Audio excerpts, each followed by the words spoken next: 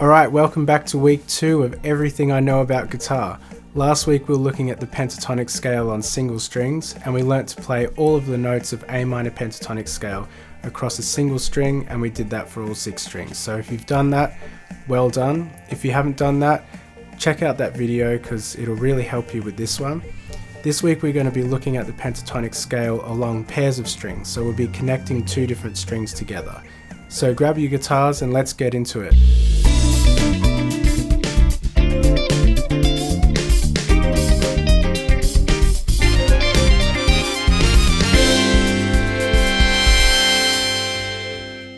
The first connection we're going to make is with the E string and the A string. So let's review the notes on the E string.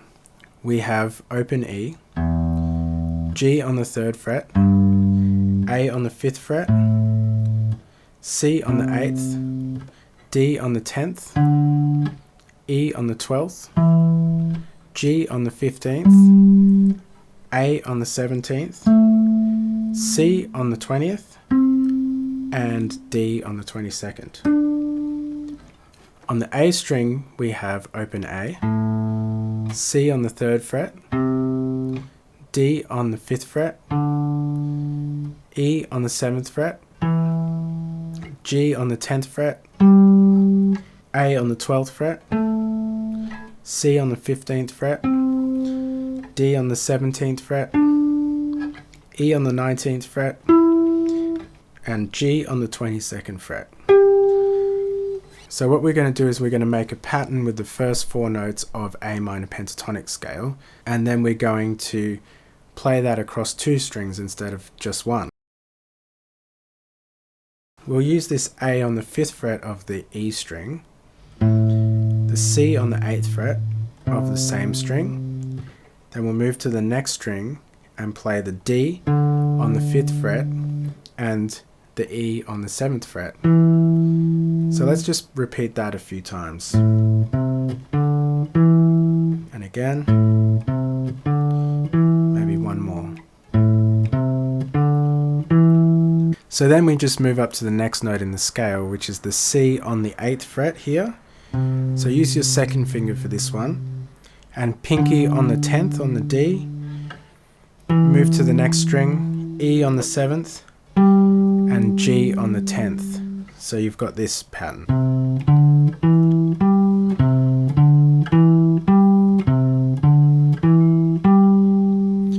So as you can see with this pattern, you have 2 notes on each string and they're consecutive notes in the scale. So we can start from any note in the scale. Let's go from G now. So this is 3, 5, next string, 3, 5. Then we have the open back here. Open and 3, open and 3. So if I connect all of those together and play them 4 times each, it would sound like this.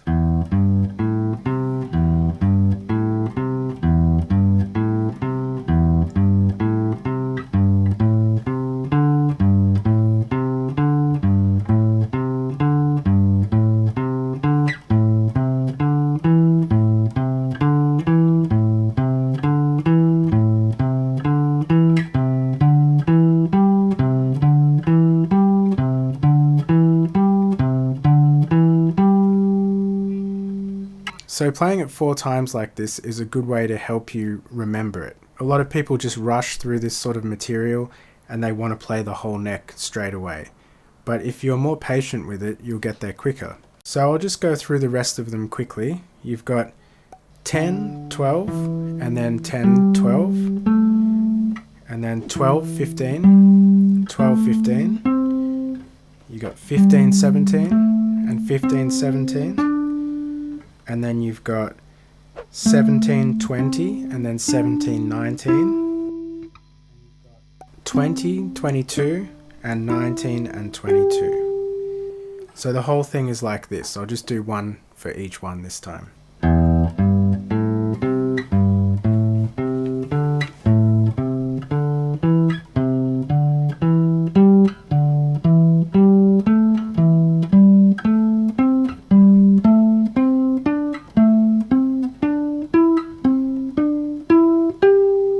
Then you could try it backwards.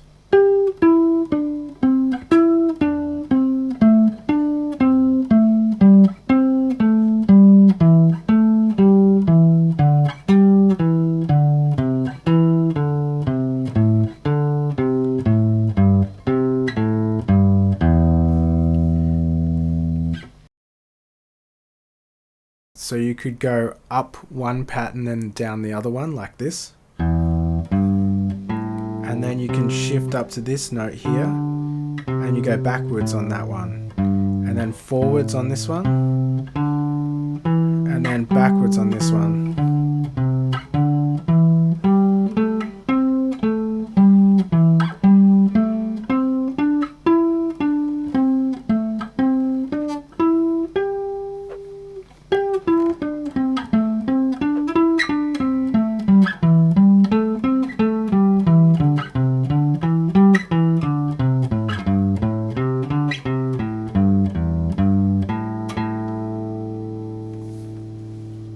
So you could take this a step further and come up with different permutations of those four notes and make patterns out of that. So for instance, let's go back to A, C, D and E. A, C, D and E, and we also did the backwards one. E, D, C, A. But we could also do something like this. A, D, C, and then E. It's difficult to play two notes that are on adjacent strings on the same fret. So for instance, this A and this D. Now you could just jump like that with the same finger, A and D. Or you could play two fingers. That can work. But there's also another technique as well called the rolling technique. So you start on the fingertip on this A, and then you roll onto the flat of the finger for the D. So it's like that. But the trick is you really have to roll off the string. So where I end up, I'm actually still touching that A string, but just underneath it. The flesh of my finger is still touching the A, but it's not actually pushing it down, if you know what I mean. So another technique that's even more challenging than the rolling technique is the reverse rolling technique. So what that is, instead of rolling from the 6th string to the 5th string like this, and ending up on the flat of your finger, you go the other way. You start from the flat of the finger on the 5th string here, and you roll up to the 6th string like that. So I find that much more difficult in a playing situation. For example, if you started from this note, and then you have to play this one here, you have to prepare your finger on the flat of the finger first and then roll up. So I find that much more challenging than going the other way like this.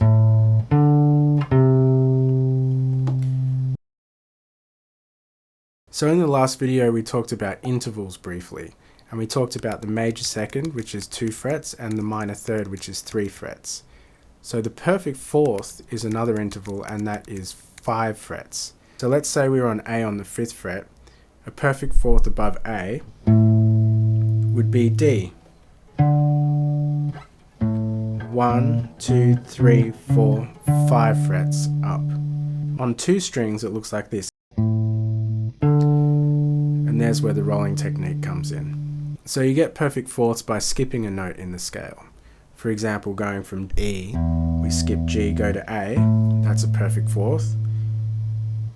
Going from G to C, skipping the A is a perfect fourth. A to D, as we said, is a perfect fourth. C to E is not. It's the only one where you skip a note and it's not actually a perfect fourth. This one is called a major third. A major third is 4 frets up. 1, 2, 3, 4. C to E. So now we're going to learn a pattern that uses the perfect fourth interval and also that major third between C and E as well. I'm just going to play it once through for you.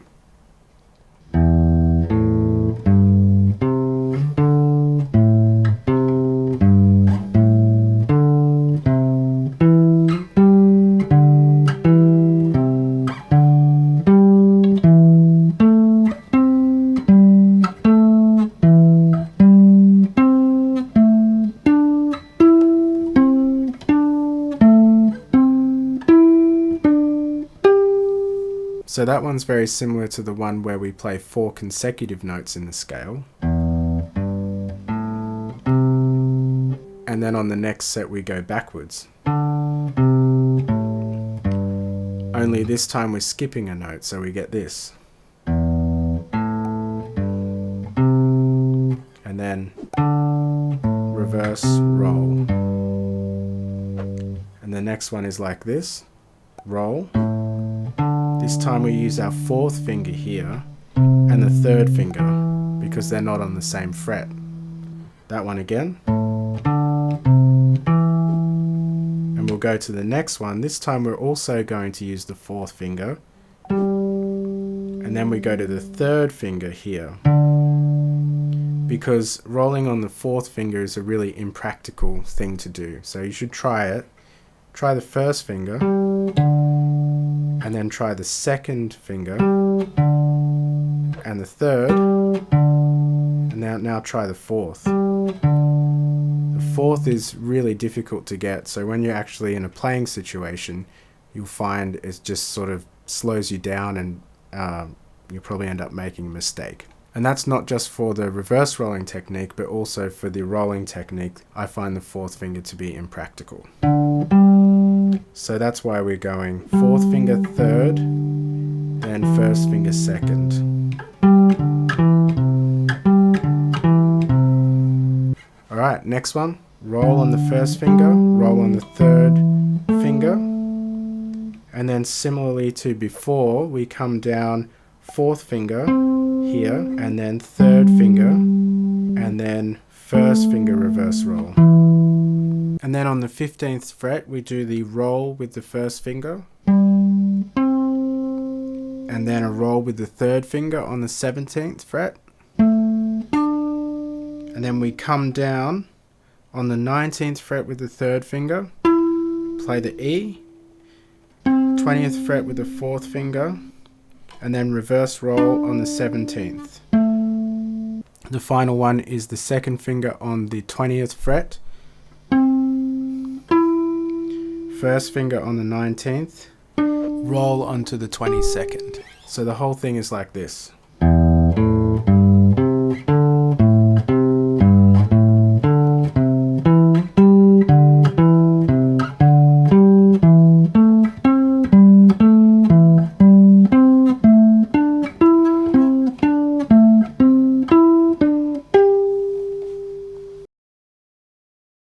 So let's take these patterns through some other string pairs now. We'll take the A and D string pair, and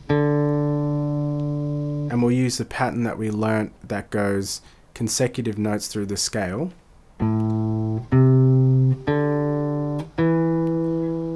And then the second pattern will be also ascending. Okay, I'm going to go quickly through this whole string pair.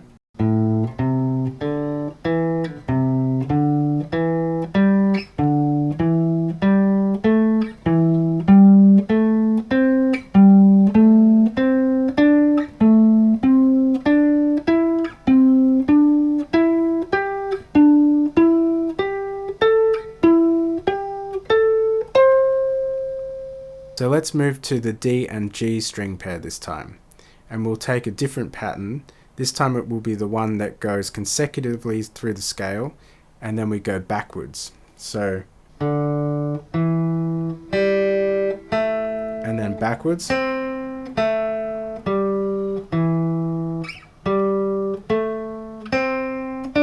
backwards, up, and then backwards,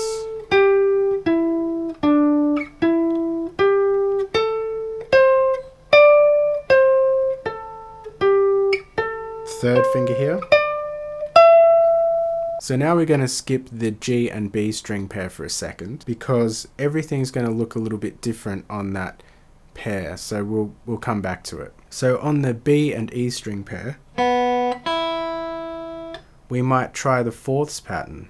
So we'll start on the C note, so that means that the first interval will be a major third, so C to E. And then we go roll, and then reverse roll, reverse roll, roll. This time third finger, roll, reverse roll, third finger, roll, fourth finger to third finger for the major third, and then third finger roll, first finger to second finger for the major third, and then roll, roll, third finger, and then I'm going to use the second finger roll, and then third finger roll. So that one again.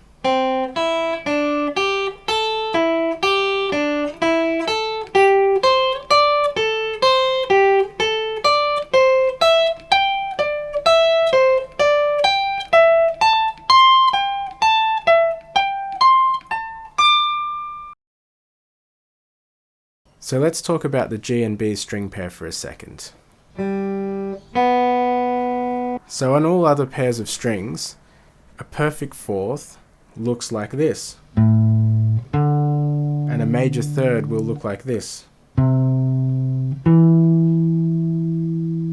So perfect fourths are on the same fret. A major third, the second string you play, it's a fret behind.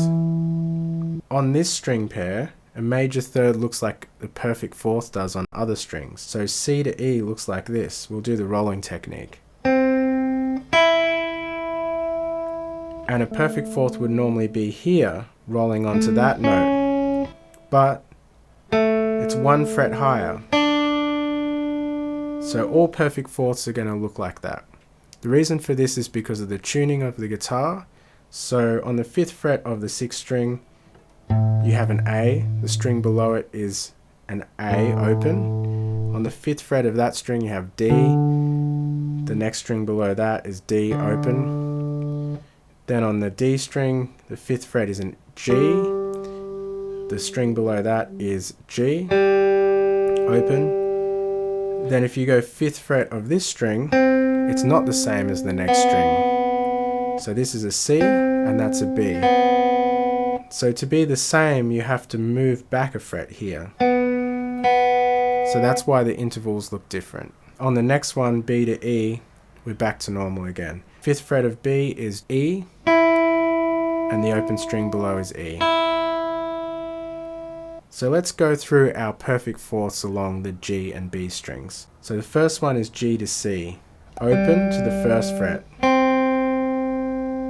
The next one is A to D, 2nd fret to the 3rd fret. Then we have a major third on the 5th fret, C to E, so we use the rolling technique. And then we have a perfect fourth, D to G, on the 7th to the 8th. And then another one on the 9th fret to the 10th fret, E to A. Another perfect fourth, G on the 12th fret, going to C on the 13th fret. Then another one, A to D, 14th to the 15th. We have the major third again on the 17th fret, C to E.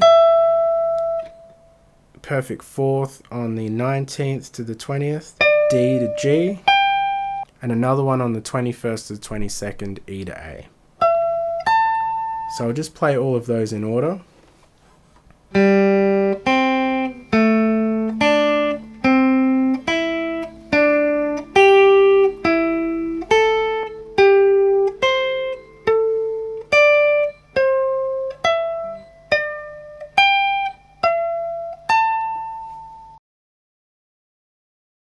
Okay, now we'll play that perfect fourth pattern where you go up the first pattern and then backwards down the second pattern. First finger here, second, third finger, pinky, third,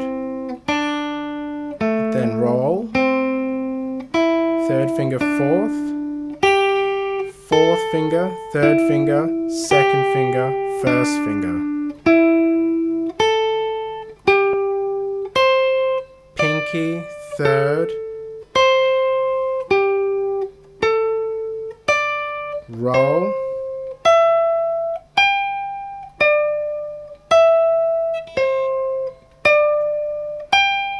third, and then fourth. So my practice tip for you guys for this week is to keep varying the material that you practice. So you might have one week where you practice all the different string pairs just using one pattern, and then the next week practice all the string pairs using a different pattern.